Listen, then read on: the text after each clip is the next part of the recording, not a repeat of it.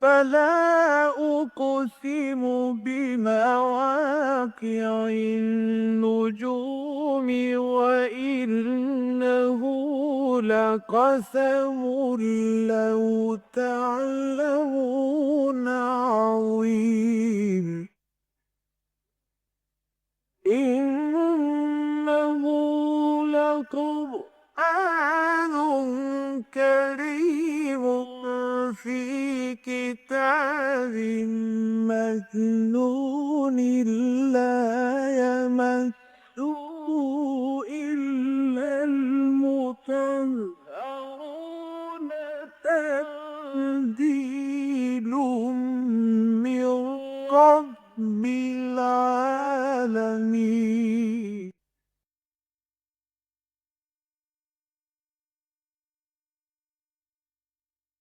نحمده ونصلي على رسوله الكريم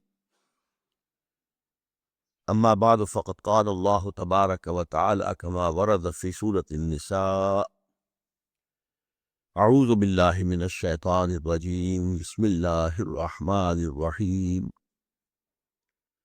يا أيها الذين آمنوا إذا ضربتم في سبيل الله فتبينوا ولا تقولوا لمن ألقى إليكم السلام لست مؤمنا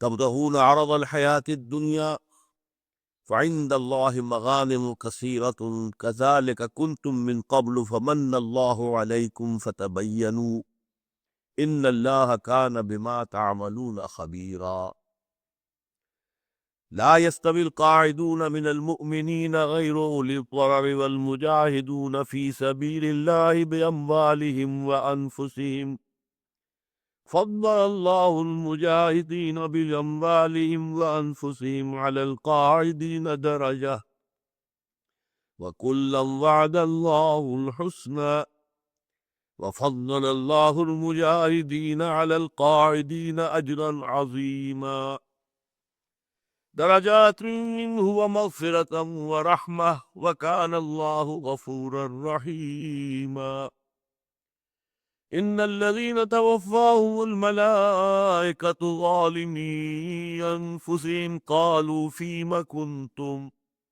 قالوا كنا مستضعفين في الأرض قالوا ولم تكن أرض الله واسعة فتهاجروا فيها فأولئك مأواهم جهنم وساءت مصيرا إلا المستضعفين من الرجال والنساء والولدان لا يستطيعون حيلة ولا يهتدون سبيلا فأولئك عسى الله أن يعفو عنهم وكان الله عفوا غفورا ومن يهاجر في سبيل الله يجد في الأرض مراغما كثيرا وسعة ومن يخرج من بيته مهاجرا إلى الله ورسوله ثم يدركه الموت فقد وقع أجره على الله وكان الله غفورا رحيما صدق الله رب اشرح لي صدري ويسر لي أمري واحلل عقدة من لساني يفقهوا قولي اللهم ربنا ألهمنا رشدنا وأعذنا من شرور أنفسنا اللهم أرنا الحق حقا وارزقنا اتباعه وأرنا الباطل باطلا وارزقنا اجتنابه آمین یا رب العالمین۔ یہ بات میں متعدد مرتبہ عرض کر چکا ہوں کہ سورہ نساء میں 3 مضامین کی لڑیاں ہیں جو باہم گتھی ہوئی ہیں۔ ایک خطاب ہے اہل ایمان سے جس میں کہ انہیں مثبت احکامات دیے جا رہے ہیں، اپنی معاشرتی اور سیاسی زندگی کو کن بنیادوں پر استوار کرو۔ پھر ایک خطاب جو ہے وہ اہل کتاب سے ہے، جیسے کہ سورہ بقرہ، سورہ آل عمران میں بھی ہے۔ پھر تیسرا خطاب منافقین سے ہے جو اس سورہ مبارکہ کا سب سے اہم حصہ اور سب سے طویل حصہ ہے۔ چنانچہ امت مسلمہ سے خطاب ہوا پہلے ایک آیت نمبر 1 سے 43 تک، پھر 127 سے 135 تک، پھر آیات 58 اور 59 میں، اور پھر آخری آیت میں 176 میں آئے گا ذکر۔ اہل کتاب سے دو جگہ پر گفتگو ہوئی ہے، آیات 44 تا 57 اور آیات 153 تا 175۔ باقی منافقین کا حصہ جو ہے، جو سب سے زیادہ طویل ہے، اس وقت ہم اس کا مطالعہ کر رہے ہیں آیت نمبر 60 سے لے کر 126 تک، اور پھر ذکر آئے گا دوبارہ 136 سے 153۔ اس اعتبار سے اس سورہ مبارکہ کا بڑا حصہ جو ہے وہ منافقین کے ذکر پر، یا ان سے بالواسطہ خطاب پر، یا ان کی نشاندہی پر، یا ان کے ضمن میں مسلمانوں میں جو دو اختلافی رائے پیدا ہو سکتی تھی ان پر، یا ان کے ضمن میں جو قتل اور قتال فی سبیل اللہ کے ضمن میں کوتاہی ہو سکتی تھی ان پر، ان تمام چیزوں پر بحث کی گئی۔ میں اس سے پہلے کہ آج آگے بڑھوں، میں آپ کو بتا دینا چاہتا ہوں کہ جو پچھلا ہمارا درس تھا اس کی پہلی آیت تھی فَمَا لَكُمْ فِي الْمُنَافِقِينَ فِئَتَيْنِ وَاللَّهُ أَرْكَسَهُم بِمَا كَسَبُوا أَتُرِيدُونَ أَن تَهْدُوا مَنْ أَضَلَّ اللَّهُ وَمَنْ يُضْلِلِ اللَّهُ فَلَنْ تَجِدَ لَهُ سَبِيلًا۔ اے مسلمانوں، تمہیں کیا ہو گیا ہے؟ تم منافقین کے بارے میں دو گروہ بن گئے ہو، حالانکہ اللہ نے انہیں تلپٹ کر دیا، الٹ دیا ان کے اعمال، ان کی بدعمالی کے سبب سے۔ اتریدون ان تہدوا من اضل اللہ، کیا تم یہ چاہتے ہو کہ جن کی گمراہی پر اللہ کی مہر لگ چکی ہے اسے ہدایت دو؟ فلن تجد لہ ومن یضلل اللہ فلن تجد لہ سبیلا، اور جو کوئی بھی، جس کی بھی گمراہی پر اللہ کی طرف سے مہر لگ جائے تو وہ اس کے لیے پھر کوئی راستہ نہ پاؤ گے۔ میں نے اس ضمن میں عرض کیا تھا کہ یہ سارا معاملہ جو ہے منافقین سے متعلق ہے، بالخصوص اس حوالے سے کہ وہ ہجرت مدینہ کے لیے تیار نہیں ہو رہے تھے۔ کچھ مکے میں ہے، کچھ کسی اور قبیلے میں ہے، کچھ کسی اور قبیلے میں ہے، کچھ کسی اور قبیلے میں ہے، لیکن جب مدینے کی ہجرت جو ہے وہ فرض کر دی گئی، اس سے پہلے جو ہجرت تھی، ہجرت حبشہ، وہ آپشنل تھی، بلکہ وہ ایک طرح کی رعایت دی گئی تھی کہ جن لوگوں سے مکے میں جو پرسیکیوشن ہو رہا ہے، جو ٹارچر کیے جا رہے ہیں، وہ برداشت سے باہر ہو رہا ان کے، انہیں اجازت ہے کہ وہ چاہے تو حبشہ کی طرف ہجرت کر جائے۔ یہ کوئی واجب نہیں تھا، لازم نہیں تھا۔ جو وہاں ڈٹے کھڑے رہ سکتے ہو انہیں وہیں پر ڈٹے کھڑے رہنا چاہیے، برداشت کرنا چاہیے، جھیلنا چاہیے، لیکن نہیں، آپ اگر اس کی ہمت نہیں پاتے تو چلے جائیں، اللہ تعالیٰ کی زمین وسیع ہے، کشادہ ہے۔ تو اس پہلو سے ہجرت مدینہ اس کے بالکل برعکس ہے، وہ لازم تھی، فرض تھے، اور اس کی وجہ کیا ہے کہ دعوت و تحریک نبوی علی صاحب الصلاۃ والسلام جو ہے، اس کا اب یہ جو دور آ رہا تھا وہ اصل میں اقدام کا دور تھا۔ اب پوری طاقت مجتمع کر کے مشرکین مکہ، اس لیے کہ خاص طور پر مکے کے مشرکین جو ہیں انہیں کہا گیا ہے سورہ توبہ میں کہ یہ لوگ در حقیقت کیا ہے؟ ائمۃ الکفر۔ تو ائمۃ الکفر جو ہیں، جو سردار ہیں، اگر ان کی بیخ کنی نہ ہو تو ظاہر بات ہے کہ بقیہ جو سبرز ہیں، یوں سمجھیے کہ پورا کا پورا جزیرہ نما عرب جو ہے وہ مکہ کے مقابلے میں سبرز کی حیثیت رکھتا تھا، ان کی حیثیت نہیں تھی۔ دینی، مذہبی، سیاسی، معاشی یہ مرکز جو ہے، اگر کوئی فارمل گورنمنٹ نہیں تھی آل عربیہ کی، لیکن یہ کہ پورے عرب کا، پورے پیننسولا کا دینی، مذہبی، سیاسی اور معاشی جو مرکز ہے وہ مکہ مکرمہ تھا۔ اب اس کی طرف ایک پوری پیش رفت ہونے والی تھی، لہٰذا ہجرت مدینہ کو فرض کیا گیا۔ تو یہ اصل میں اگر تو سارا سیاق و سباق پیش نظر رہے تب تو یہ رائے جو میں نے آپ کو دی ہے میں اس پر اب بھی جازم ہوں، لیکن ایک صاحب نے مجھے ایک حدیث کا حوالہ دیا ہے تو میں چاہتا ہوں کہ آپ کے علم میں آئے بغیر میں اس سے آگے نہ بڑھوں۔ رواہ مسلم، حضرت امام مسلم رحمۃ اللہ علیہ وہ روایت کرتے ہیں ان زید ابن ثابت رضی اللہ تعالی عنہ، حضرت زید ابن ثابت سے، ان النبی صلی اللہ علیہ وسلم خرج الی احد فرجع ناس ممن کان معہ، کہ حضور جب احد کی طرف نکلے تھے مشرکین سے جنگ کے لیے غزوہ احد میں، تو وہاں سے کچھ لوگ واپس چلے آئے تھے۔ وکان اصحاب النبی صلی اللہ علیہ وسلم فیہم فرقتین، تو ان دونوں کے بارے میں نبی اکرم صلی اللہ علیہ وسلم کے صحابہ میں دو جماعتیں پیدا ہو گئی۔ فقال بعضهم نقتلهم، ایک بعض لوگوں کی رائے یہ ہوئی کہ انہیں قتل کر دیا جانا چاہیے، وقال بعضهم لا، اور بعض نے کہا نہیں، قتل نہیں کرنا چاہیے. فنزلت، تو یہ آیت نازل ہوئی فما لکم فی المنافقین فئتین. یہ روایت جو ہے امام احمد ابن حنبل بھی لائے ہیں، اس میں تھوڑا سا فرق ہے کہ اس میں سے ایک گروہ نے کہا تھا فرقۃ تقول نقتلہم وفرقۃ تقول لا ہم المومنون، نہیں انہیں قتل نہیں کرنا ہے اس لیے کہ وہ مومن ہے. فانزل، تو اللہ نے یہ آیت نازل کی ما لکم فی المنافقین فئتین، تمہیں کیا ہو گیا ہے کہ منافقین کے بارے میں تم دو گروہوں میں منقسم ہو گئے. یہ اصل میں اگر تو عہد سے متعلق آیت ہوتی تو اس کا اصل مقام جو ہے سورہ آل عمران تھا.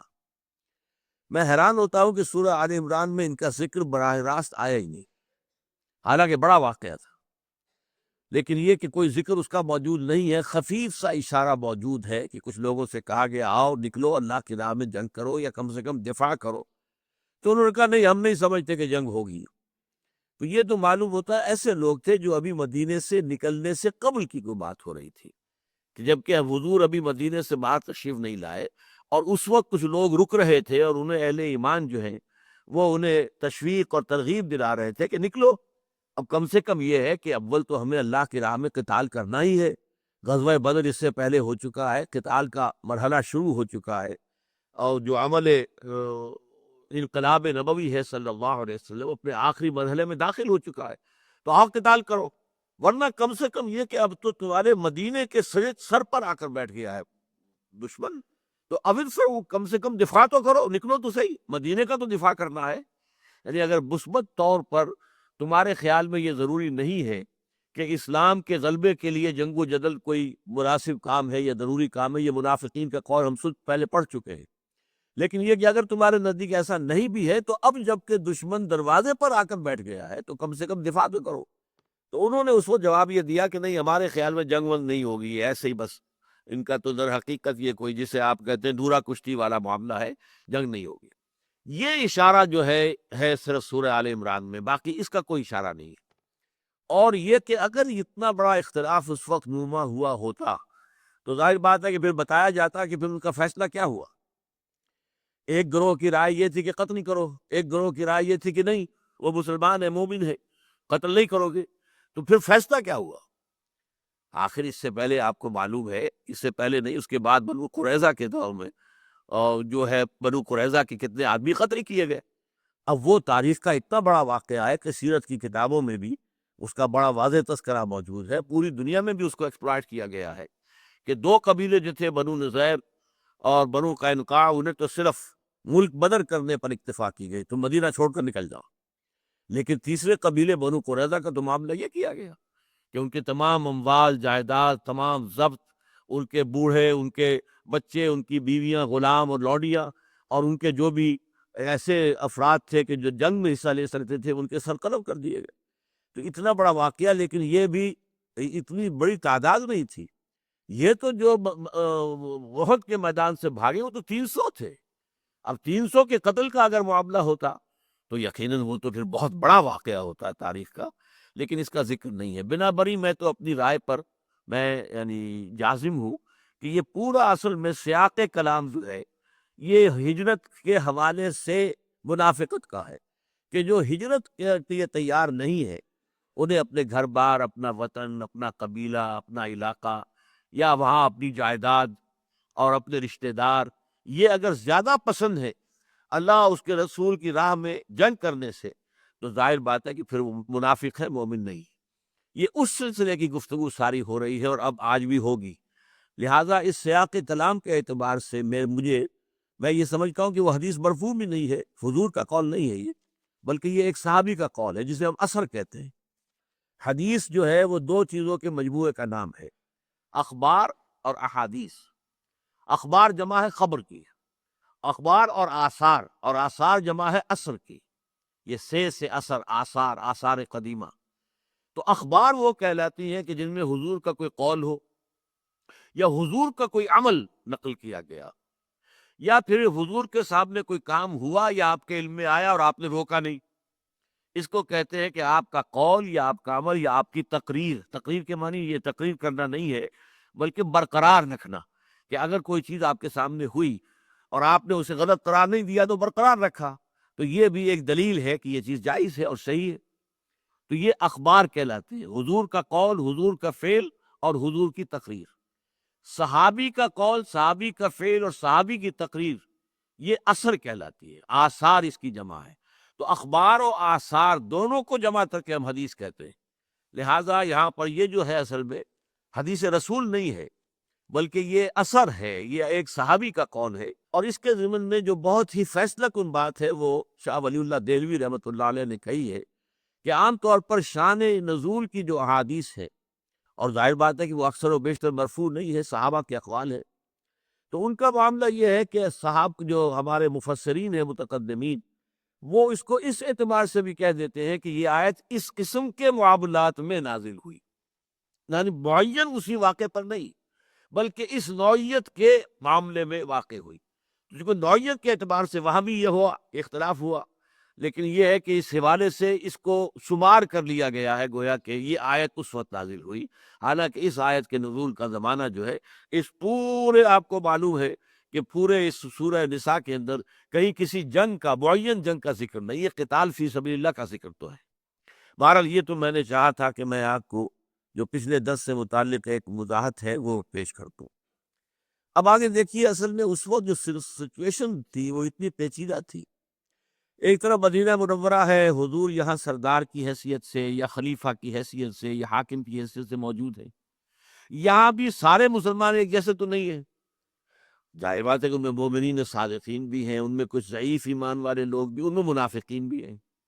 ایک تو یہ گڑبڑ خود مدینے کے اندر ہے، پھر مدینے سے باہر پورے عرب میں جہاں جہاں اسلام پھیلا ہے وہاں پر بھی کچھ ایسے لوگ بھی تھے کہ جب ہجرت کا حکم آیا فوراً حاضر ہو گئے، گھر بار چھوڑا، اپنے اعزاء اقربا سے جدائی اختیار کی اور آ گئے۔ کچھ لوگ جو ہے وہ کشمکش میں رہے، جاؤں نہ جاؤں، چلے نہ چلے، یہ ساری چیزیں جو ہے محبوب ہے، ان تمام چیزوں کا جو ہے تعلق جو ہے انسان کے جذبات کے ساتھ ہے۔ تو اب یہ ساری صورت، اچھا اب اس میں پیچیدگی کیا پیش آتی تھی کہ آپ ایک قبیلہ، کافر قبیلہ ہے، غالب طور پر وہ کافر ہے، اس کے خلاف کوئی اقدام کر رہے ہیں، اب آپ کو معلوم نہیں کہ وہاں کوئی مسلمان بھی ہے، تو اس وقت ہم نے حکم پڑھ لیا ہے کہ پھر تم اس وقت فکر نہ کرو کہ کوئی مسلمان ہے یا نہیں ہے، پھر تم ان کے خلاف اقدام کر سکتے ہو، جو کفار کا انجام وہی ان کا انجام، الا یہ کہ کسی ایسے قبیلے کا معاملہ ہو کہ جس سے تمہارا معاہدہ ہے، تو ظاہر بات ہے اس صورت میں تم وہاں کے مسلمانوں کے خلاف کوئی اقدام نہیں کر سکتے۔ یہ آیتیں ہم پڑھ چکے ہیں۔ اب یہاں پر یہ کہا جا رہا ہے کہ اسی گڑبڑ میں یہ ہو سکتا ہے کہ کوئی مہم مسلمانوں کی نکلے اور انہیں راستے میں ایک آدمی ملتا ہے اس قبیلے کا جس کی طرف کے یہ جا رہے ہیں اقدام کے لیے، اور وہ کہتا السلام علیکم، گویا کہ اپنے اسلام کا اعلان کرتا ہے۔ اب یہاں لوگوں کو یہ خواہش ہوتی ہے کہ اس کے پاس کوئی مال ہے، متاع ہے، سامان ہے، یہ لے، تو کہتے ہیں تم مومن نہیں ہو، تم مسلم نہیں ہو، تم مسلم اور مومن ہوتے پہ تم مدینے کے اندر آ گئے ہوتے، ہجرت کے حکم کے بعد تمہارا یہاں پر رہنا تو گویا کہ ثبوت ہے کہ تم مسلمان نہیں۔ اس سے روکا گیا ہے۔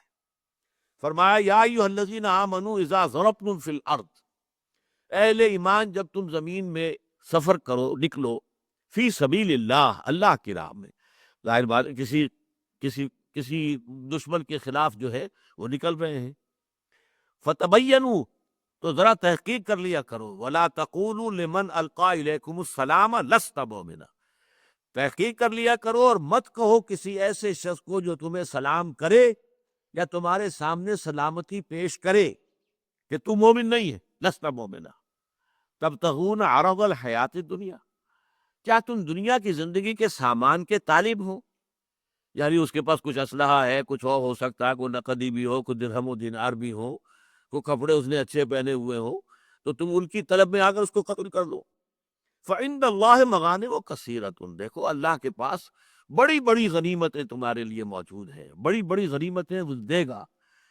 مال غنیمت کی لالچ میں کسی ایسے شخص کو کہ جو تمہیں سلام کرے اور گویا کہ مسلمان ہونے کا دعویٰ کرے یا یہ کہے کہ میں مسلمان ہوں، تمہیں یہ کہنے کا حق حاصل نہیں ہے کہ تم مسلم نہیں ہو۔ یہ معاملہ اللہ کا اور اس کے مابین ہے۔ البتہ اگر جنگ چھڑ گئی ہے، جنگ ہو گئی ہے اور اس کے اندر کوئی آدمی جو ہے اس طرح کے ہے، تو ان کو قتل کرنے کا تمہیں اختیار دیا گیا ہے، یہ ہم اس سے پہلے پڑھ چکے ہیں۔ لیکن جو شخص تمہیں سلام کرے اور تمہارے سامنے اسلام پیش کرے، ان کے بارے میں یہ کہنا کہ تم مومن نہیں ہو، یہ صحیح نہیں ہے۔ اس لیے کہ اس وقت تم چاہتے ہو کہ اس کا جو مال غنیمت ہے میرے ہاتھ میں آ جائے، میرے قبضے میں آ جائے۔ کذالک کنتم من قبل، اسی کیفیت میں تم بھی تھے پہلے۔ یعنی ظاہر بات ہے کہ جب ہجرت کا حکم آیا تھا تو کچھ لوگ جو فوراً نکل کھڑے ہوئے، کچھ نے کچھ نہ کچھ پس و پیش کی ہوگی، سوچا ہوگا، جیسے حضور فرماتے ہیں کہ میں نے اسلام اور ایمان کی دعوت جس شخص کے سامنے پیش کی، اس نے کچھ نہ کچھ توقف ضرور کیا، کچھ سوچا، کچھ سمجھا، کچھ دائیں بائیں دیکھا، سوائے ابو بکر کے کہ ایک لمحہ بھی توقف کیے بغیر وہ ایمان لے آئے۔ تو یہ ہر طرح ہر آدمی تو ابو بکر نہیں ہے، اسی طرح ہر شخص جو ہے وہ اس معیار کا، اس کا ایمان نہیں ہے کہ ادھر حکم آیا نکلو گھروں سے اور وہ نکل کھڑے ہو۔ تو کچھ کشمکش میں، کچھ تمہیں کسل رہا ہو، کچھ تم سوچ بچار میں پڑے رہے ہو، تم بھی تو ایسے تھے نا، ان مراحل سے گزرے ہو، اسی طرح سے یہ لوگ بھی ہو سکتے ہیں۔ کذالک کنتم من قبل فمن اللہ علیکم، تو اللہ نے تم پر احسان کیا اور اللہ تعالیٰ نے تمہیں وہ آخر کار وہ فیصلہ کرنے کی توفیق دے دی کہ گھر بار چھوڑو، وطن چھوڑو، آباء و اجداد کی سرزمین کو چھوڑو، اپنے مال اسباب کو چھوڑو، اپنی آل اولاد کو چھوڑو اور نکل آؤ۔ یہ فیصلہ اتنا سخت، اتنا مشکل، اتنا کٹھن ہے، اتنا ثقیل ہے کہ اس میں کچھ وقت اگر لگتا ہے تو وہ کوئی بعید از قیاس بات نہیں ہے۔ تو تم سمجھو کہ تم بھی ان مرحلوں سے گزرے تھے نا، تو اب اگر کوئی اور شخص بھی ان مراحل سے گزر رہا ہو تو اس کے لیے تمہارے اندر نرمی ہونی چاہیے۔ کذالک کنتم من قبل فمن اللہ علیکم فتبینوا، اب دیکھیے دوبارہ تبینوا، پھر تحقیق کر لیا کرو، ان اللہ کان بما تعملون خبیرا، یقیناً اللہ تعالیٰ جو کچھ کہ تم کر رہے ہو اس سے باخبر ہے۔ اس ضمن میں ایک واقعہ میں نے بار بار آپ کو بتایا ہے، حضرت اسامہ ابن زید رضی اللہ تعالیٰ عنہ، جو کہ حضور کو اپنے پوتوں کی طرح پیارے تھے، اس لیے کہ زید ابن حارثہ کو حضور نے، وہ غلام تھے اور آزاد کر کے اپنا بیٹا بنا لیا تھا، تو اس اعتبار سے ان کا بیٹا اسامہ ان کے پوتوں کی طرح تھا، اگرچہ بعد میں اللہ تعالیٰ نے فیصلہ کر دیا سورہ عذاب کے اندر، یہ منہ بولا رشتہ جو ہے بیٹا بنا لینا، بیٹی بنا لینا، اس کے کوئی معنی نہیں۔ بارہ اس لیے بعد میں پھر ان کو زید ابن محمد کہنے لگے تھے تو پھر دوبارہ زید ابن حارثہ ہی بن گئے وہ، تو ان کے بیٹے ہیں یہ اسامہ۔ ان کا عین حالت جنگ میں ایک شخص سے دو بدو مقابلہ ہو، اور جب اس کافر نے یہ دیکھا کہ اب میری پیش نہیں جا رہی، میں بے بس ہو گیا ہوں، انہیں کلمہ پڑھ دیا، اشہد ان لا الہ الا اللہ واشہد ان محمد رسول اللہ صلی اللہ علیہ وسلم۔ حضرت اسامہ نے وہی سمجھا جو ہم بھی سمجھتے کوئی بھی ہوتا، جیسے اس نے جان بچانے کے لیے ہیلا کیا، بہانہ کیا، لہذا انہوں نے اپنی تلوار نہیں روکی، سر قلم کر دیا۔ لیکن یا تو انہیں خود کچھ دغدغہ سا رہا کہ پتہ نہیں میں نے ٹھیک کیا یا غلط کیا، یا کسی اور ذریعے سے حضور کو خبر مل گئی۔ حضور نے پھر جواب طلبی کی، اے اسامہ، تم نے اس کو کلمہ پڑھنے کے باوجود قتل کر دیا؟ انہوں نے عرض کیا حضور اس نے صرف جان بچانے کے لیے کیا تھا۔ حضور نے فرمایا، یہ نہیں جواب دیا کہ نہیں تم غلط کہتے ہو، اس نے جان بچانے کے لیے نہیں کہا تھا، بلکہ آپ نے اللہ شققت قلبہ، تو تم نے اس کا دل چیر کر کیوں نہیں دیکھ لیا تھا کہ اس میں ایمان ہے کہ نہیں ہے؟ یعنی تمہارا فیصلہ یہ تو ظاہر پر کر رہے ہو نا، تم نے جو ہے آخر ایک انسان کے دل کی کیا کیفیت ہے اس کو تم نہیں جان سکتے۔ ارے اسامہ تم کیا کرو گے جب قیامت کے دن یہ کلمہ شہادت تمہارے خلاف استغاثہ لے کر آئے گا کہ اللہ میرے ہوتے ہوئے اس کی تلوار چلی؟ اس پر تو گویا کہ بہت زیادہ ایک سرزنش کا پہلو تھا جو سامنے آ گیا۔ وہی بات یہاں کہی جا رہی ہے، یا ایھا الذین آمنوا اذا ضربتم فی سبیل اللہ فتبینوا ولا تقولوا لمن القى الیکم السلام لست مؤمنا تبتغون عرض الحیات الدنیا فعند اللہ مغانم کثیرۃ، گھبراؤ نہیں، اللہ تعالیٰ بڑی بڑی غنیمتیں تمہیں دے گا۔ اس میں سب سے زیادہ اشارہ ہوتا ہے خیبر پر جب حملہ ہوگا سن 7 میں، 7 ہجری میں، تو بہت بڑا مال غنیمت مسلمانوں کے ہاتھ آنے والا تھا۔ کذالک کنتم من قبل، تم بھی اسی کیفیت میں، گو مگو کی کیفیت میں کچھ عرصے مبتلا رہے تھے نا، فمن اللہ علیکم، تو اللہ نے تم پر احسان فرمایا اور تمہیں آخری فیصلہ صحیح کرنے کا جو ہے اس کی توفیق دے دی۔ فتبینوا، پھر دیکھو، غور کر لیا کرو، تحقیق کر لیا کرو، ان اللہ کان بما تعملون خبیرا، جو کچھ تم کر رہے ہو اللہ اس سے باخبر ہے۔ اس کے بعد وہ آیت آ رہی ہے قرآن مجید کی کہ جس میں اس دور سے پہلے پہلے کہ جب کہ نفیر عام نہیں تھی، قتال کی تشویق، ترغیب، حرض المومنین ہم پڑھ چکے ہیں۔ اے نبی، آپ کے اوپر ذمہ داری تو اپنی جان کی ہے، لیکن یہ کہ آپ اللہ کے راہ میں قتال کریں، باقی اہل ایمان کو آپ شوق دلائیں، ترغیب کرے، تحریض کرے، لیکن یہ کہ فرض نہیں تھا، جنگ میں جانا فرض نہیں تھا۔ لہٰذا آپ دو طرح کے لوگ ہو گئے، ایک تو وہ جو ذوق شوق سے جاتے تھے، جنگ کے اندر حصہ لیتے تھے، شہید ہوتے تھے یا پھر واپس آتے تھے غازی ہو کر، اور کچھ لوگ جو ہیں وہ بیٹھے رہتے تھے، نہیں جاتے تھے۔ تو اب یہاں فرمایا جا رہا کہ جو بیٹھ رہنے والے ہیں وہ بھی مسلمان ہیں، اس لیے کہ حکم جو ہے ابھی اس کو قتال جو ہے وہ فرض کفایہ کے درجے میں کہہ لیجئے، یا یہ کہ آپشن پر ہے۔ ویسے جہاد جو ہے وہ تو اپنے گھر میں بیٹھے ہوئے بھی اپنے نفس کے خلاف جہاد کرنا ہوگا، اور معاشرے میں اگر کوئی برائی ہے اس کے خلاف جہاد کرنا، وہ جہاد تو اپنی جگہ رہے گا، وہ تو سب کے لیے ہے، اس کے بغیر تو ایمان کا سوال نہیں۔ لیکن قتال فی سبیل اللہ، اب یہاں پر جو لفظ جہاد آ رہا ہے یہ معین طور پر قتال فی سبیل اللہ کے لیے آ رہا ہے، اور یہ میں آپ کو بتا چکا ہوں کہ ان کے درمیان رشتہ کیا ہے، خاص اور عام۔ جہاد عام ہے، قتال خاص ہے۔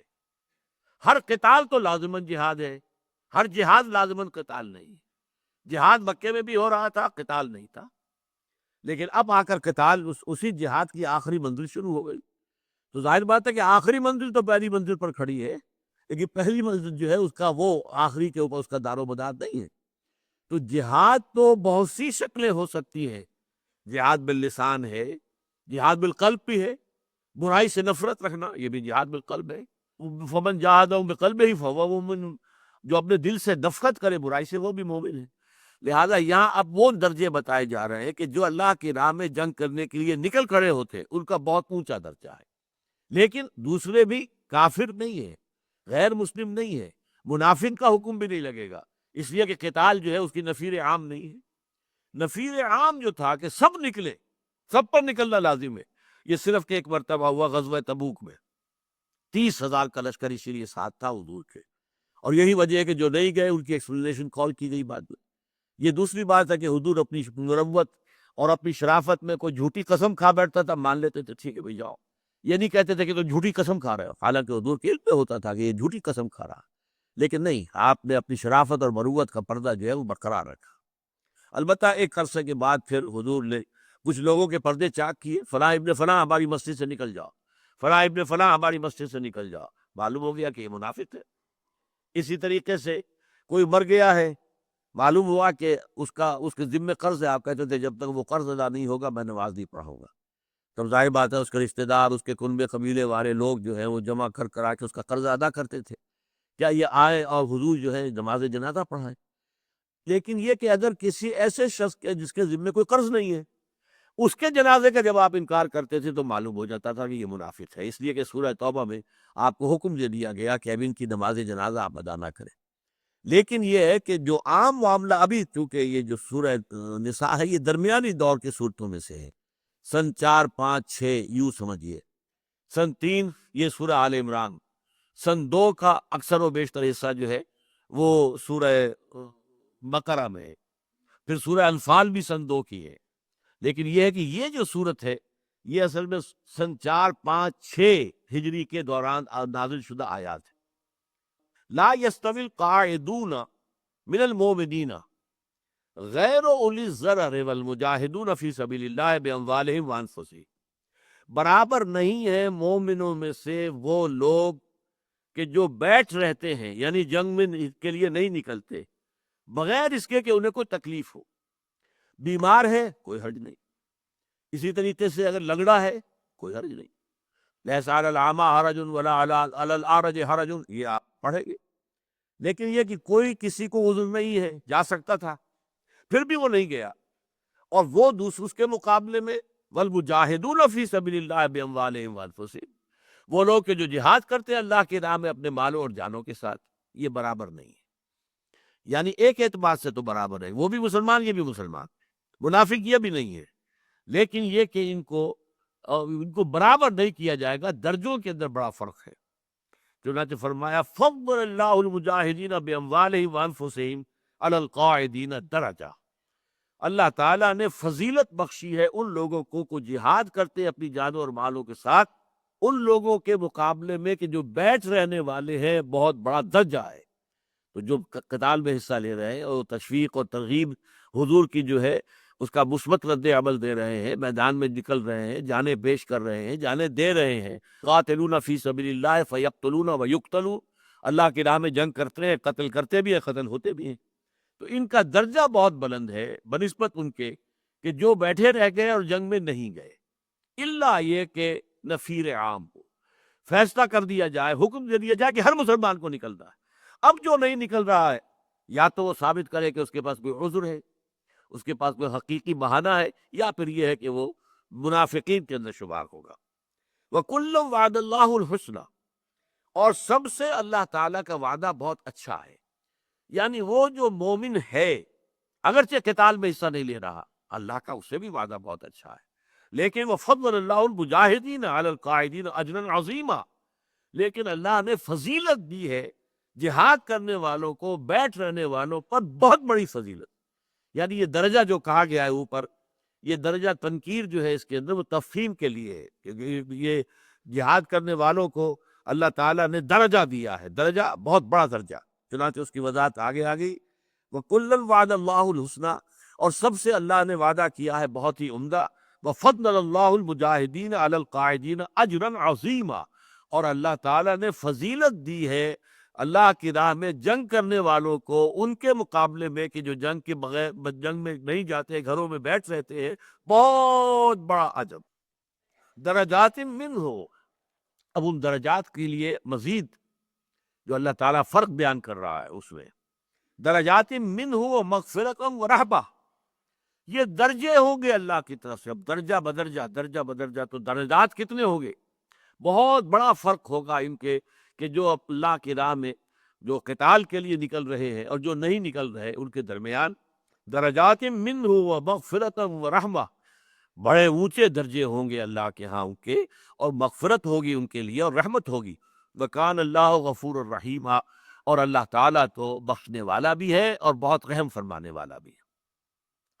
ان الذین توفاہم الملائکۃ ظالمی انفسہم قالوا فیم کنتم، یقیناً وہ لوگ کہ جنہیں فرشتے جب قبض کریں گے، توفاہم، اب دیکھیے یہاں پر قبض کریں گے ان کی روح کو ان کے انتقال کے وقت، ظالمی انفسے، اور وہ اپنے نفسوں پر ظلم کر رہے ہوں گے. کس لیے؟ کہ ہجرت نہیں کی. اب پھر دیکھیے آگے پھر آ رہا ہے معاملہ ہجرت کا. یہ سارا جو میں نے آپ سے کہا تھا نا کہ جب تک سیاق و سباق کلام جو ہے وہ واضح نہ ہو تو پھر آدمی جو ہے وہ کسی آیت کے مفہوم کے معین کرنے میں ٹھوکر کھا سکتا ہے. ان الذین توفاہم الملائکۃ ظالمی انفسہم، یقیناً وہ لوگ کہ جن کوئی جانیں قبض کرتے ہیں فرشتے اس حال میں کہ وہ اپنی جانوں پر ظلم کر رہے تھے. قالوا فیما کنتم، اور وہ فرشتے ان سے کہیں گے یہ آپ کس حال میں تھے؟ آپ دعویٰ ایمان کا کرتے تھے اور رہ رہے تھے اپنے کافر قبیلے کے ساتھ، اپنے رشتہ داروں کی محبت تمہیں زیادہ تھی. جیسے کہ سورہ توبہ کی آیت نمبر 24 ہے، قل ان کان آباؤکم وابناؤکم واخوانکم وازواجکم وعشیرتکم واموال اقترفتموها وتجارۃ تخشون کسادها ومساکن ترضونها احب الیکم من اللہ ورسولہ وجہاد فی سبیلہ فتربصوا حتی یأتی اللہ بامرہ واللہ لا یہدی القوم الفاسقین. اے نبی سے کہہ دیجئے کہ اے مسلمانوں، اگر تمہیں اپنے باپ اور بیٹے اور بھائی اور بیویاں یا بیویوں کے لیے شوہر اور جو تمہارے رشتہ دار ہیں اجزاء و اقارب، اور وہ مال جو تم نے جمع کیے ہیں بڑی محنت سے کما کر، اور وہ کاروبار جو تم نے محنت سے جمائے ہیں اور تمہیں کساد بازاری کا اندیشہ رہتا ہے مندہ نہ ہو جائے، اور وہ مکان اور حویلیاں اور محلات جو تم نے بنائے ہیں جو تمہیں بہت پسند ہے، اگر ان 8 چیزوں کی محبت اللہ اور اس کے رسول اور اللہ کی راہ میں جہاد کی محبت سے زیادہ ہے تو جاؤ دفع ہو جاؤ، وہاں بیٹھو یہاں تک کہ اللہ اپنا فیصلہ سنا دے. اور اللہ ایسے فاسقوں کو، ایسے ناہنجاروں کو، ایسے سرکشوں کو زبردستی ہدایت نہیں دیتا. تو فرشتے جو ہیں جب ان کی روح قبض کریں گے تو کہیں گے، اور جو ان لوگوں کی کہ جو اس طریقے سے اپنے آپ پر ظلم کر رہے تھے، قالوا فیما کنتم، یہ کس حال میں تھے آپ؟ قالوا کنا مستضعفین فی الارض، وہ کہیں گے کہ ہم تو کمزور تھے، دبائے ہوئے تھے، ہمیں لوگوں نے جو ہے پوری طرح اوور پاور کیا ہوا تھا، ہمارے ہاتھ پاؤں بندھے ہوئے تھے. کنا مستضعفین فی الارض، ہمیں کمزور اور بے بس کر دیا گیا تھا زمین میں. قالوا الم تکن ارض اللہ واسعۃ فتہاجروا فیہا فرشتے کہیں گے کہ کیا اللہ کی زمین وہ کشادہ نہیں تھی کہ تم کہیں ہجرت کرتے؟ اس حال میں پڑے رہنا، جبکہ فرض کیجئے آپ دین کے اوپر عمل بھی نہیں کر سکتے، کھلم کھلا وہاں آپ نماز نہیں پڑھ سکتے، اپنے معاشرے کے اندر رہتے ہوئے اسی حالت کے اوپر زندگی گزارنا، اس لیے کہ تم اس جگہ کو نہیں چھوڑ سکتے۔ اس معاملے میں بہت اچھی بات کہا کرتے تھے پروفیسر مرزا محمد منور کہ اسلام جو ہے وہ ارتھ باؤنڈ نہیں ہے۔ یہ جو نظام دنیا کا آج کل ہے وہ ارتھ باؤنڈ ہے، زمین کے ساتھ جکڑے ہوئے، یہ زمین کا ٹکڑا، یہ ہے ہمارا ملک، یہ ہے ہمارا وطن، کس کی محبت ہوگی؟ باقی دنیا جائے ادھر، اس کو کوئی محبت انسانیت کی نہیں ہے۔ تو یہ earth bound, Hindu culture is earth bound, اسی لیے وہ زمین کو کیا کہتے ہیں؟ وہ زمین جو ہے وہ ماتا ہے ان کی، وہ بھی اس اعتبار سے یہاں اسلام کا کیا معاملہ ہے؟ تم کسی زمین سے بندھے ہوئے نہیں ہو، بلکہ تمہیں اللہ کے ساتھ بندھے ہوئے ہونا چاہیے۔ قالوا الم تکن ارض اللہ واسعۃ فتہاجروا فیہا، تو وہ جواب میں کہیں گے فرشتے کہ کیا زمین اللہ کی کشادہ نہیں تھی کہ تم اس میں ہجرت کرتے؟ یہاں ذرا ایک نقطہ میں بعد میں عرض کروں گا۔ فاولئک مأواہم جہنم، یہ وہ لوگ ہیں کہ جن کا ٹھکانہ جہنم ہے، جو ہجرت نہیں کر رہے۔ یہ سارا معاملہ جو آ رہا ہے منافقین کے پہلو کے ضمن سے، کہ سب سے پہلے بتایا گیا کہ ان پر محمد صلی اللہ علیہ وسلم کی شخصی اطاعت بہت کرا گزرتی۔ وہ کہتے نہیں کہ اللہ کو مانتے، قرآن کو مانتے ہیں، ان کا ماننا کیا ضروری ہے؟ جب ہم جیسے انسان ہیں، دو ہاتھ، دو پاؤں، دو آنکھیں، ہم بھی ایسے ہی ہیں۔ تو اس حوالے سے دوسری بات، اللہ کی راہ میں قتال سے جان نکلتی تھی، اس لیے کہ جان ہتھیلی پر رکھ کر جانا پڑتا ہے۔ تیسری بات یہ ہجرت، گھر بار کی، رشتہ داروں کی، اپنے وطن کی، اپنی سرزمین کی محبت اتنی ہو کہ وہ پاؤں میں بیڑی بن کر پڑ جائے اور وہ انسان ہجرت نہ کرے۔ قالوا الم تکن ارض اللہ واسعۃ فتہاجروا فیہا فاولئک مأواہم جہنم، تو یہ وہ لوگ ہیں کہ جن کا ٹھکانہ جہنم ہے، وساعت مصیرا، اور یہ بہت ہی بری جگہ ہے لوٹ جانے کی، پہنچنے کی۔ میں اس پہ سے گزرتے ہوئے سوچ رہا تھا کہ آج کی دنیا میں معاملہ وہی ہو گیا ہے کہ زمین تنگ ہو چکی ہے۔ اب یہ کہ پوری دنیا پر کفر کا غلبہ ہے، کوئی ہمارے لیے دارالامن اور دارالامان اسلام کے اعتبار سے نہیں ہے۔ آپ امریکہ جائیں، وہاں وہی کفر ہے، اجتماعی طور پر کفر پوری دنیا کو گھیرے میں لے چکا ہے، ہم بھی اسی کے اندر ہیں۔ اس وقت ہمارا نظام جو ہے وہ کافرانہ ہے۔ انفرادی طور پر ہم نماز روزہ، تو ظاہر بات ہے وہ مسلمان جو تھے، جنہوں نے ہجرت نہیں کی تھی، نماز روزہ تو کرتے ہوں گے، گھروں میں چھپ کر کرتے ہوں گے، لیکن یہ کرتے تو ہوں گے۔ لیکن یہاں معاملہ ہے اس نظام کا، نظام کو بدلنے کے لیے جد و جہد ہو رہی ہے۔ اب کہاں جائیں؟ وہ تو ہمارے بالکل قریب میں اسلامی حکومت قائم ہوئی، اس نے بھی اپنے دروازے کھولے نہیں کہ جو چاہے یہاں آ جائے۔ تو آج کہاں جائے؟ لہذا صورتحال یہی ہے۔ اس زمانے میں تو پھر بھی حضور نے اشارہ کر دیا تھا کہ ایک بڑا عادل بادشاہ جو ہے وہ بیٹھا ہوا ہے حبشہ میں، تم جاؤ وہاں پر، وہ تمہارے ساتھ عدل کرے گا۔ اس نے پھر واقعتاً ثابت کر دیا کہ اس نے عدل کیا، اس لیے کہ جو وفد گیا تھا ان کو واپس ریکلیم کرنے کے لیے کہ یہ ہمارے بگوڑے ہیں، انہیں ہمارے حوالے کرو۔ تو پھر اس کے بعد جو مکالمہ ہوا اس کے دربار میں، اور حضرت جعفر طیار رضی اللہ تعالیٰ عنہ نے جو حضرت علی کے بھائی تھے، جب وہاں پر سورہ مریم کی آیات پڑھی ہے، انہوں نے کہا بالکل ٹھیک ہے، یہ حضرت مسیح کا جو مقام اس میں بیان ہوا ہے، تن کا بھر بھی حضرت مسیح اس سے زیادہ نہیں تھے، اور برکات تم رہو یہاں پر اطمینان سے، تمہیں یہاں پہ کوئی دقت پیش نہیں آئے گی۔ لیکن آج آپ کہاں جائیں گے؟ پوری دنیا سمٹ کر لگی ہوئی ہے کہ اسلام کی جڑیں کھودے۔ یہ تھوڑا سا علاقہ رشیا کے اندر جو مسلمانوں کا ہے، اور وہ چاہتے ہیں کہ ہمیں آزادی دی جائے، ہم اپنے کلچر کے مطابق، اپنی تعلیمات دینی کے مطابق زندگی۔ روس پوری طاقت کے ساتھ وہاں پر جو ہے ان کے اوپر ظلم کر رہا ہے اور تشدد کر رہا ہے۔ اتنا بڑا علاقہ سنکیانگ جو ہے چین کے پاس ہے، اور وہاں 5 کروڑ سے زیادہ انسان آباد ہیں مسلمان، لیکن یہ کہ ان کو آزادی دینے کو تیار نہیں۔ ویسے دنیا میں آزادی اور آزادی کی علم برداری اور خود اختیاری اور یہ اور وہ، اسی طریقے سے آج تو ویسٹ جو ہے تل گیا ہے کہ مسلمانوں کو مسلمان ملکوں کے اندر بھی اسلام پر عمل کرنے کی ہم اجازت نہیں دیں گے۔ ہاں نماز روزہ کرو، بس اس سے آگے تم اسلام کے قوانین نافذ کرنا چاہو، تم سود کو حرام کرنا چاہو، تم سیکولرزم کو ترک کرنا چاہو، تم بے حیائی کا قلع کما کرنا چاہو، تو نتھنگ ڈوئنگ، پھر ہمارا آپ کے ساتھ پھر جنگ ہے، آپ ہمارے ساتھ رہیں یا ہمارے خلاف فیصلہ کریں۔ اور ظاہر بات ہے یہ شخص وہی کہہ سکتا ہے کہ جس کو معلوم ہو کہ میرے پاس اتنی طاقت ہے کہ جو مقابل میں ہے، جس سے میں بات کہہ رہا ہوں، اس میں اتنی ہمت ہی نہیں ہو سکتی کہ وہ کہے کہ میں آپ کے خلاف۔ اس لیے کہ اگر تو اس مخاطب کو اللہ پر یقین ہو اور اللہ کے ساتھ مخلص ہو، اللہ کے ساتھ مخلصین لہ الدین، اس کے لیے اپنے دین کو خالص کرتے ہوئے، تب تو اللہ کی امداد کے بھروسے پر وہ ڈٹ جائے گا کہ نہیں تم غلط کام کر رہے ہو، ہم تمہارا ساتھ نہیں دیں گے۔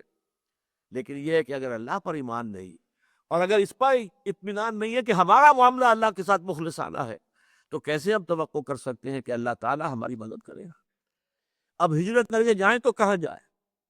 ہمارے پاس اس کے سوا کوئی آپشن نہیں، تن من دھن لگا دیں یہاں کے نظام کو بدل دیں، اور یہاں اگر اللہ کا نظام ہم قائم کر دیں تو اللہ کی مدد آئے گی۔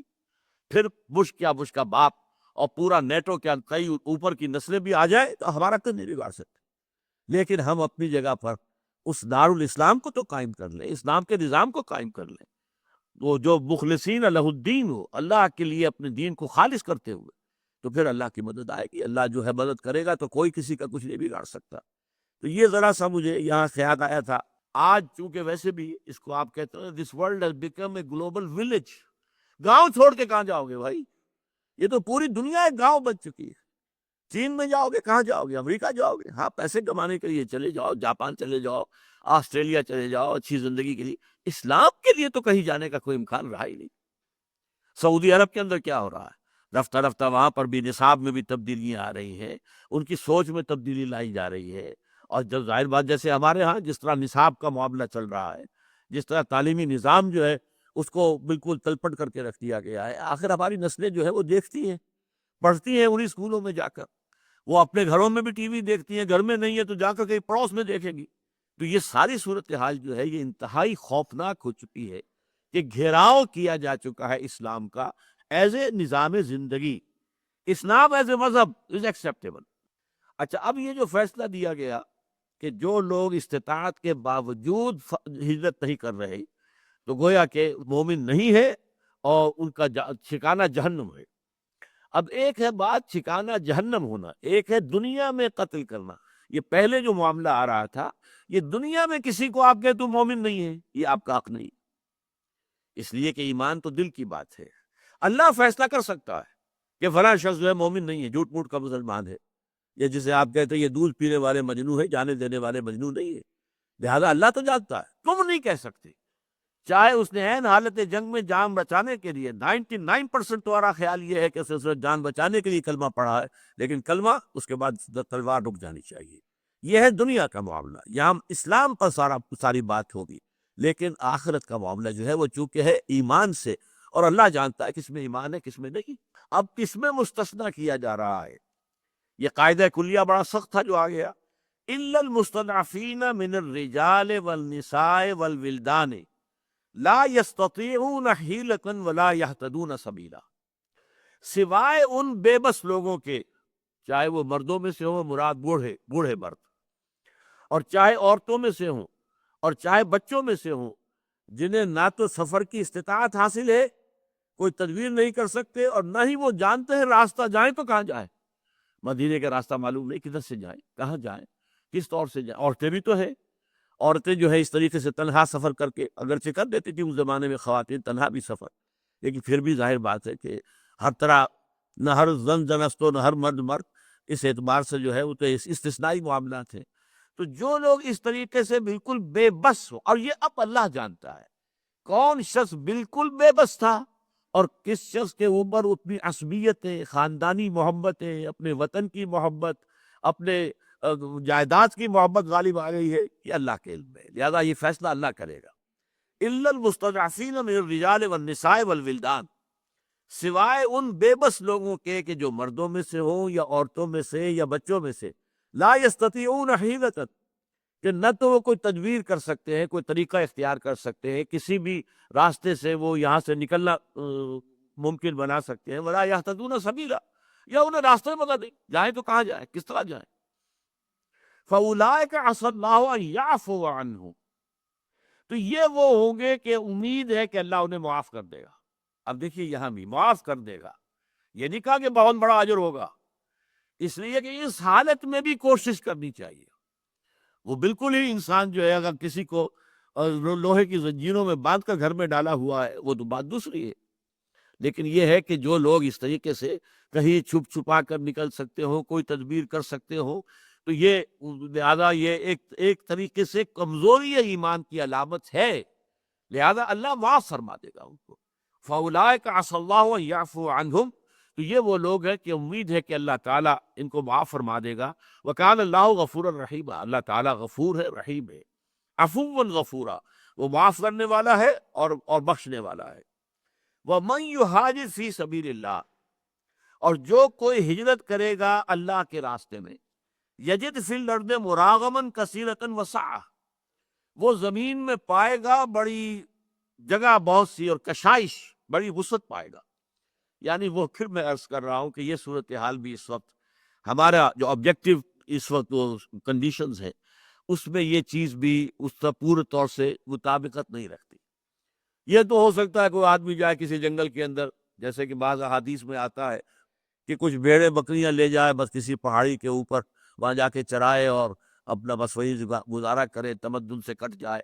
لیکن ظاہر بات ہے کہ آج کل تو پہاڑ بھی لوگوں کی ملکیت ہے، تمام چیزیں جو ہے وہ لوگوں کے قبضے میں ہے۔ وہاں تو وہ پہاڑ جو تھے وہ کس کے قبضے میں تھے، کس کی ملکیت تھے؟ پاسچرز تھی، چراگاہیں تھیں، تو آپ لے کے چلے۔ آج کہاں جائیں گے آپ؟ آج تو ایک ہی راستہ کھلا رہ گیا، یا نظام بدلو یا جان دے دو، اللہ نہ خرچہ۔ اس کی جد و جہد میں، اس کی کوشش میں لگے رہو آخری دم تک، اس کے سوا کوئی راستہ نہیں ہے۔ وَمَن يُهَاجِرْ فِي سَبِيلِ اللَّهِ يَجِدْ فِي الْأَرْضِ مُرَاغَمًا كَثِيرًا، تو وہ جو شخص بھی اللہ کی راہ میں جہاد کرے گا وہ پائے گا زمین میں بہت سے اسباب پائے گا، اور سعہ اور کشاکش اور کشائش اور وسعت پائے گا۔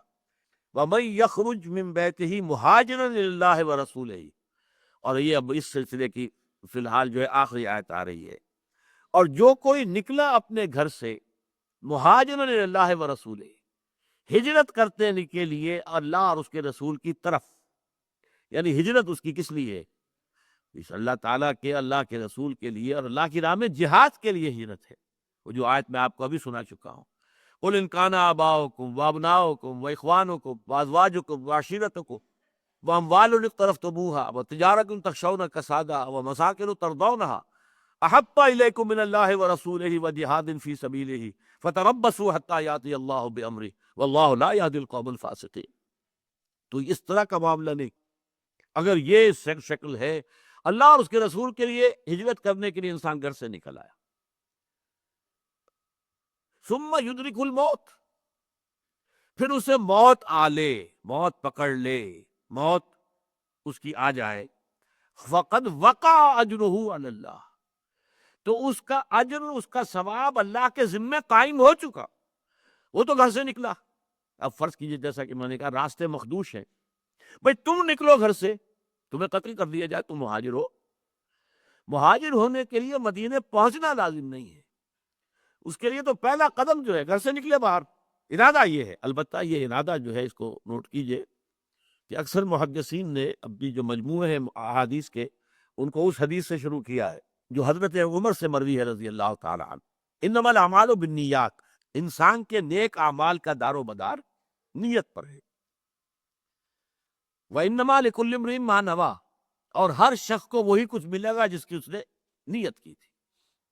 فَمَنْ كَانَ هِجْرَتُهُ إِلَى اللَّهِ وَرَسُولِهِ، یہ الفاظ یہاں آ گئے ہیں، جس شخص کی ہجرت ہے اللہ اور اس کے رسول کی طرف، اس کے دین کے لیے، اس کے دین کے غلبے کی جد و جہد کے لیے، تو مہاجرن الی اللہ ورسولہ، اسی لیے اس میں فرمایا اس حدیث میں کہ انما الاعمال بالنیات وانما لکل امرئ ما نویٰ فمن كانت ہجرته الی اللہ ورسولہ فہجرته الی اللہ ورسولہ ومن كانت ہجرته الی دنیا یصیبها او امرأة ينکحها فہجرته الی ما ہاجر الیہ۔ اور اگر کسی نے ہجرت کی ہے، بظاہر تو ہجرت یہی تھی نا کہ مکہ چھوڑ کر مدینے میں آ گئے، فرض کیجئے کسی نے کیا ہے دنیا کے حصول کے لیے، یعنی کوئی شخص ہے جیسے حضرت خباب بن الارت، مثال کے طور پر کہہ رہا ہوں، وہ یہاں مراد نہیں ہے، میں مثال دے رہا ہوں، وہ لوہار کا پیشہ کرتے تھے. اب ظاہر بات ہے کہ کفار ان کا بائیکاٹ کیے ہوئے تھے، ان سے کام نہیں کراتے تھے. مسلمان جو تھے وہی کام کراتے تھے. اب جب مسلمان چلے گئے تو فرض کیجئے وہ سوچتے کہ اب میں یہاں کیا کروں گا، میرے لیے تو معاش کا دائرہ یہاں تک ہو چکا، میرے گاہک تو سب گئے، اب وہ بھی چلے جا رہے ہیں. فرض کیجئے، یہ میں نہیں کہہ رہا کہ حضرت خباب کا یہ معاملہ ہے، میں صرف مثال کے طور پر رکھ رہا. تو ان کی اصل نیت جو ہے وہ دنیا ہے. اور آج کی جو ہجرتیں ہو رہی ہیں، امیگریشن ہو رہی ہیں، جا رہے ہیں، بھاگے جا رہے ہیں، امریکہ جا رہے ہیں، آسٹریلیا جا رہے ہیں، بوڑھے ماں باپ یہاں پڑے رہ گئے، کوئی اور ہے نہیں، کوئی ان کا پرسان حال نہیں. طویل عرصے تک اپنی بیویوں کو یہاں چھوڑا ہوا ہے، بچوں کو چھوڑا ہوا. یہ ہجرت کس لیے؟ دنیا کے لیے. سوائے دنیا کے اس کے اندر اور کوئی شے مطلوب ہے ہی نہیں. زیادہ بہتر معیشت، اور معیشت کا تعلق اس دنیا کی زندگی سے. تو وہ مہاجرت ہے، وہ الى دنیا. وما كانت ہجرتہ الی دنیا یصیبھا، کہ دنیا کو حاصل کر لے. اب امراتی ینکحھا، یا کسی عورت کے لیے ہے کہ اس سے نکاح کر لے. اس لیے کہ فرض کیجئے کسی کو محبت تھی کسی خاتون سے اور وہ اس سے شادی کرنا چاہتا تھا. اب وہ مسلمان خاتون جو ہے ہجرت کر کے مدینے چلی گئی ہیں. اب یہ بھی کچے دھاگے سے بدے جا رہے. تو یہ ہجرت جو ہے یہ تو پھر بیوی کے لیے ہے، اپنی محبوبہ کے لیے ہے. اس لیے صحابہ میں ایک صاحب مشہور تھے، مہاجر ام قیس. ام قیس نامی کو خاتون تھی کہ جن سے محبت کرنے والا ایک شخص جو ہے اس نے پھر ہجرت کی تھی، لیکن بنیادی طور پر ان کو کہا جاتا تھا یہ مہاجر ام قیس ہے. تو فرمایا وَمَن يَخْرُجْ مِن بَيْتِهِ، جو اپنے گھر سے نکلا، مہاجرًا الی اللہ ورسولہ، جو ہجرت کر رہا ہو اللہ اور اس کے رسول کی طرف. ثم يدركه الموت، پھر اسے موت آ دبوچے، موت آ لے، قتل ہو جائے، کوئی اور شکل ہو جائے، راستے میں کوئی بھیڑیا کھا جائے، کوئی اور شکل ہو جائے. ثم يدركه الموت فقد وقع اجره علی اللہ. یہ بہت ثقیل لفظ ہے. واقع ہو گیا اس کا اجر اللہ کے ذمے، یعنی اللہ تعالیٰ اپنے ذمے قرض تھا سے ظاہر کا. وقع، واقع ہو گیا، لازم ہو گیا، اللہ کے ذمے فرض ہو گیا کہ اس کا اجر اس کو عطا کرے. وَكَانَ اللَّهُ غَفُورًا رَحِيمًا، اور یقیناً اللہ تعالیٰ بہت غفور ہے اور بہت رحم فرمانے والا ہے. تو اس میں آپ دیکھ رہے ہیں کہ پورا سلسلہ جو ہے وہ ہجرت، قتال اور حضور کے حکم برداری سے اور پہلوتے ہی کرنا، یہ جو منافقین کی نشانیاں تھی ان کے اوپر ساری گفتگو ہو رہی ہے. اور اس سے پیدا شدہ مسائل کہ اب جنگوں کا معاملہ ہے تو مقابلے میں قبیلہ جو ہے اس میں کوئی مسلمان بھی ہو سکتا ہے. یہ بھی ہو سکتا ہے کہ عین موقع پر وہ کلمہ پڑھ دے تو پھر آپ اب رک جائیے. لیکن اگر اس نے کلمہ وہ آپ کے سامنے نہیں پڑھا ہے، وہ دیکھ رہا ہے میرے قبیلے کے لوگ دیکھ رہے ہیں مجھے کہ میں نے کہیں کلمہ تو نہیں پڑھ دیا، تو پھر اس کا قتل آپ کے لیے جائز ہے، آپ کو کوئی آپ پر رکاوٹ نہیں. تو اس طرح کے بڑے پیچیدہ مسائل، اصل میں یہ دعوت اور تحریک، ایک انقلابی تحریک کے اندر بے شمار ایسے مسائل پیدا ہوتے ہیں کہ جو عام جو ہماری مجلسی زندگی ہے، اور جس طریقے سے پرامن ہم اپنا کھانا پینا اور نماز روزہ کر لیا اور باقی سارا جو ہے دندہ دنیا کا ہم کر رہے ہیں، اس میں وہ مسائل ہے ہی نہیں. اور وہ مسائل ہے نہیں تو سمجھ میں کیسے آئیں گے؟ یہ تو مسائل سمجھ میں اس وقت آتے ہیں کہ جب انسان ان مسائل سے دوچار ہوتا ہے، اور تب معلوم ہوتا ہے کہ ان احادیث کا کیا پس منظر ہے، ان آیات کا کیا پس منظر ہے، ان کی اہمیت کیا ہے. اور اس وقت جو ہے جو ڈی فیکٹو پوزیشن تھی، جو فیکٹس آن دی گراؤنڈز تھے، ان کے اعتبار سے ان مسائل کی کتنی اہمیت تھی. بارک اللہ لی ولکم فی القرآن العظیم ونفعنی وإیاکم بالآیات